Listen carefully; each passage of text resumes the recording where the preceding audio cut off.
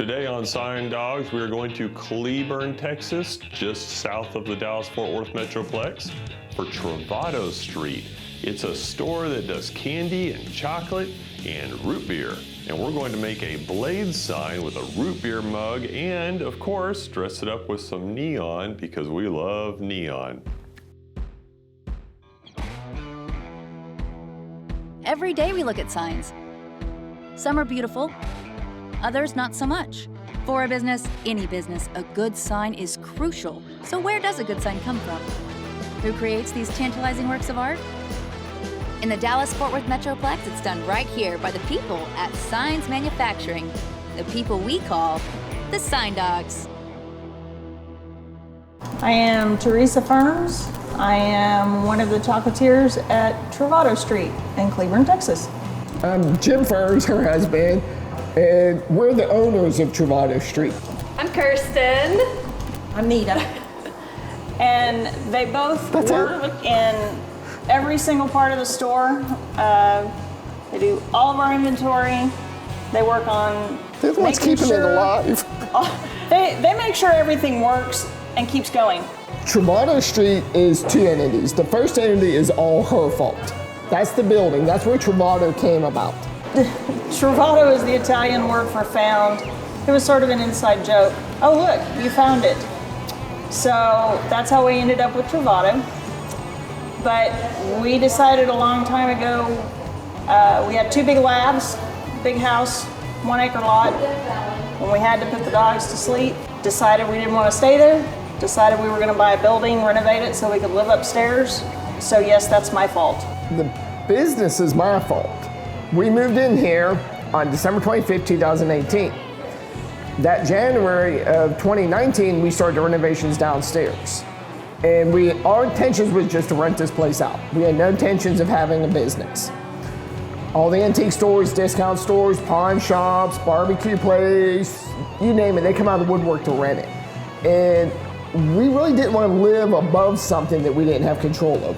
And we decided, why don't we run our own business? Why don't we do something neutral, start a business, and then just hire people to run all of it there? And couldn't find a domain name, so we kept looking for the original concept was nostalgic candy and like a marketplace, international marketplace. So we were trying to find names of marketplace, street, something. We couldn't find anything. She came up with the idea, why don't we mix like Italian and English? So that's where the name Travato Street came from, is before we even had the business planned. We decided to go with Travato, because it's Travato LLCs for the building, and then Street was just on the American side. When operating a business, there's basically two ways you can do it. Way number one is you can cast your advertising net really wide, get a whole bunch of people in there and serve each one of them and do a good job or a poor job. It doesn't really matter because your goal is you're going to go get new people. Or the other way, which is far less expensive, is to do such a good job that they come back. And that's what happened to us with Travato. We did their original sign. They were very happy with it. And then they came back and said, hey, we want to do something that's kind of more art-like. And we think that you guys are probably the people to talk to about that. We said, thank you, and then got to work. When we started the candy side of the business, and this store has morphed several times. When we started that, we decided, after talking to several marketing people and business people, that we were going to let people try our candy. And of course, every marketing person we talked to told us we were nuts. You can't do that. Every square inch of your store needs to produce and generate a profit. And we kind of looked at them and said, yeah, no, we're going to let everybody try our candy. And it was just a concept because when we started this business, our goal was just to keep our employees paid and the lights on. We never dreamed it would go anywhere. What makes the Travato sign really interesting to me is that we're not just taking, say, a picture of a mug of root beer and putting it on a wall. No, we're actually going to have it stick straight out from the building, visible from both sides. That really complicates the engineering of the sign, but it also makes the sign really unique and cool. So what we've got here is a frame which is going to mount to the wall and it sticks out, and then we're actually making 2 mugs, one for each side. One of them's being made backwards so that when we put them together, they'll look like it's one big mug. Then we're gonna make a filler panel to go in between it, and to that filler panel, we're gonna mount the neon that's gonna go around the outside of it. Neon, for art, there's just nothing cooler than neon. When we first started the business, we didn't want to have the same old sign that everybody else has down here. Everybody down here goes to a local sign manufacturer, and they're wonderful people. They do a wonderful job. They really do for a small town. They're very uniform onto it there.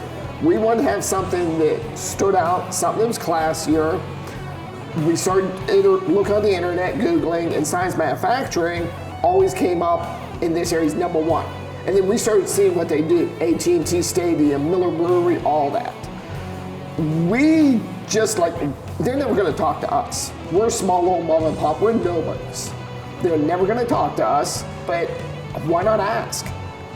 We were in Dallas one day and we looked up their address and we said, hey, is there any way we could just stop by and maybe talk to you? We probably can't afford y'all, but it'd be cool to come see what y'all do. They were outstanding. Tim Durkin, he, right off the bat, it's like he never treated us like we're some little small mom and pop company. Phenomenal. And then when he quoted us, quoted us onto it there, he said, oh, we'll take care of everything. We'll take care of the mounting, we'll take care of the permits, we'll take care of everything. We were floored, because you don't get that in other sign companies. If you notice that sign there, it's been there for 3 years. Mm-hmm. It still looks like the day y'all installed it. Look at other signs down the street here from other competitors. Yes. They've been here less than us. Mm-hmm. And they look like they've been here for 10, 12 years. They've been here for a year. Yeah. The quality speaks for itself. That's why when we wanted to do neon, we called Tim. A lot of sign companies are doing the modern thing, which is using LEDs for everything. Really, the reason they go with LEDs is because LEDs are easy and they don't need to have any particular know-how in order to use LEDs. The problem with LEDs is that everybody's doing it. And companies like Signs Manufacturing that still can make neon, they're not around so much anymore. So those neon products are a lot more eye-catching now because they're not ubiquitous. They're not on every sign out there. So you take a normal sign, you line it up with some neon and it really dress it up, and now that sign really pops. So when we started doing root beer, we talked about doing another sign. Never quite could figure out what we wanted to do, but when we started doing chocolate, we realized we needed to actually advertise our root beer also, because we're not just a chocolate factory, we're not just a candy store. We have a lot of things, but one thing that people down here seem to love is the root beer. When we started talking about how are we going to do this, it was just natural to go back to Signs Manufacturing, because we picked up the phone and called, again, Tim Durkin, and said, hey, can you guys do something like this? And he said, sure, come on in. So we did. And it was great. We gave Tim a concept, not even a drawing. We gave him a concept of what we thought. He came up with a couple of designs from the designers at Signs Manufacturing. Came back to us 2 or 3 times. We made some adjustments, and here we have this amazing sign that everyone loves. We put up a sign for them a while back, their main tagline on the building there, and so they decided they needed something a little bit more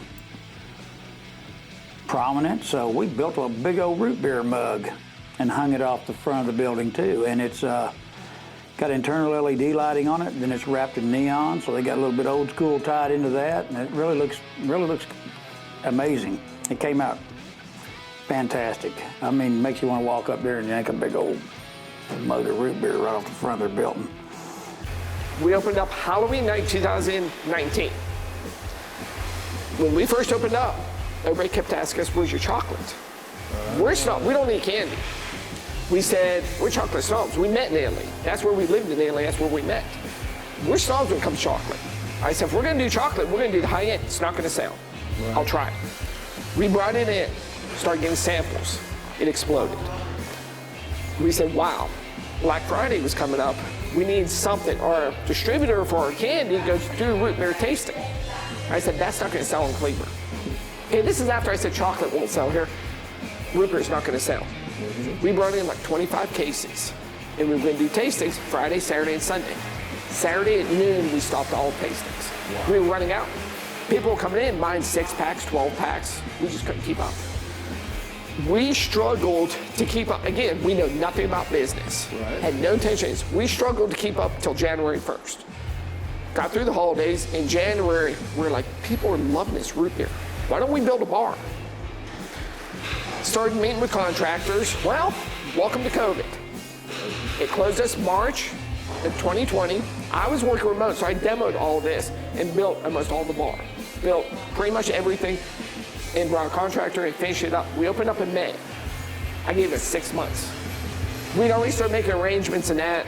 We're a novelty business, we're small. Like you said, you don't see this in small towns. Right, yeah. 6 months, we're gonna be gone. We need to be realistic. It kept growing and growing and growing. No advertising, all word of mouth, some social media, but that's it. This is the kind of place that becomes a destination. You know, there's some places like that down in South Texas, around San Antonio and that. Some just absolutely gorgeous places that you get off the highway, and they're amazing. And this is that kind of a place. So we've dressed up the outside and highlighted it all with neon, but we're still going to use the more modern LEDs for the inside to light up the root beer mug itself from the inside. LEDs are a good option for something like that. Low energy, and the Solar Bright LEDs we use, nice and bright, so it'll really help all come together into a really nice presentation. Back to what I was saying is, we have 4 craft root beers. These are low volume, they have less sugar, less carbonation onto it there. These are all your sodas. So these are more like craft beers. Oh, okay, sure. Same thing on root beers onto it there. And again, small quantities. All of these are soda style root beers. More sugar, more carbonation, everyday drinking on there. We go through a national distributor, and that's how we get all of our root beers. So we try not to do common. You won't find Barks, you won't find A&W, you won't find anything like that. Right. The odd ones, I guess, best way to do it. Sprecher out of Wisconsin, we have 4 of them. They use honey to sweeten it. This one, they use maple syrup to sweeten it. So instead of using sassafras, that's how they sweeten all their root beers. Right. These ones in there use a little bit different ingredients.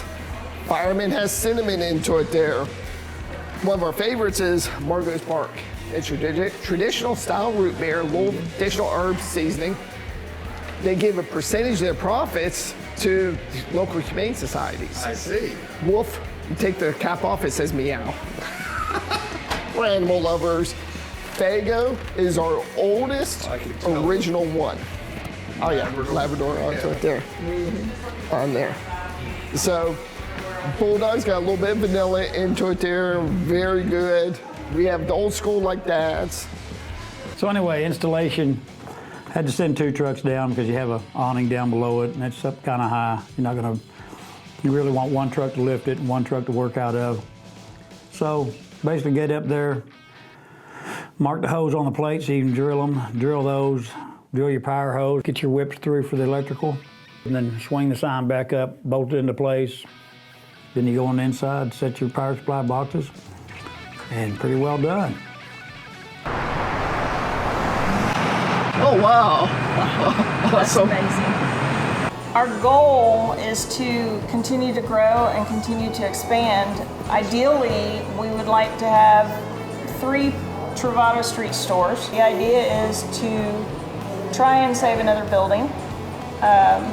This building is 140 years old and had been neglected for many, many years. So it was really exciting to be able to come in, learn the history of the building, renovate it, put it back in working order where it's safe for our customers, it's safe to live in. So the idea would be to go to another small town, find a building that's in desperate need of renovation and care, save that, also put an apartment upstairs, and have the next store. Our Facebook is where, and our Instagram, and it can be found at Trovato Street onto it there. That's where we do most all of our marketing and all that. We have TravatoStreet.com where we just give a quick overview onto it there. But yeah, go to our Facebook page and Instagram, and we're constantly, I've hired a young lady, she manages it for us. She's doing a phenomenal job onto it there. If you've seen our Facebook posts and all the comments we're getting, it's incredible, the response we're getting from it. Well, we did a good job building it, but what I like about it is the design. You guys did a good job. You say you know nothing about business, and I'm sorry, I don't believe you.